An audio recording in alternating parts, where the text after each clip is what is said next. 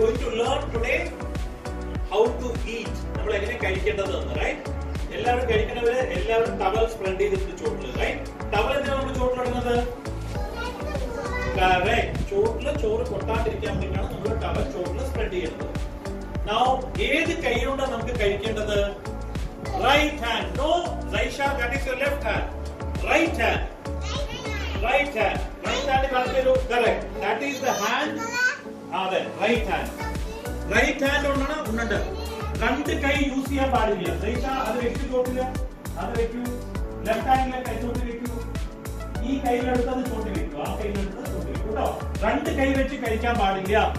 Only ഒരു കൈ വെച്ചിട്ടാണ് നമുക്ക് കഴിക്കേണ്ടത്. Never eat using both of your hands. You have to use. Correct. അത് നമുക്ക് കഴിക്കുന്നത്.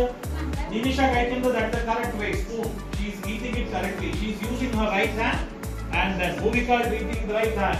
See, Pranati, very good. She is not using her left hand. She is using the right hand. Sriraj, that is left hand. അത് use ചെയ്യാൻ പാടില്ല. Correct. അതുകൊണ്ട് കഴിക്കണം. Janani, where is your right hand? Janani is eating with left. You should not use. ഇതാണ് use ചെയ്യുന്നത് കേട്ടോ. Right hand. Left hand you should not use. Right hand use.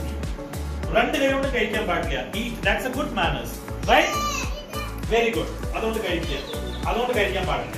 Now, വായില് ജയ്ഷ വായില് മാമു ഇട്ട ശേഷം വായി തുറക്കാൻ പാടില്ല.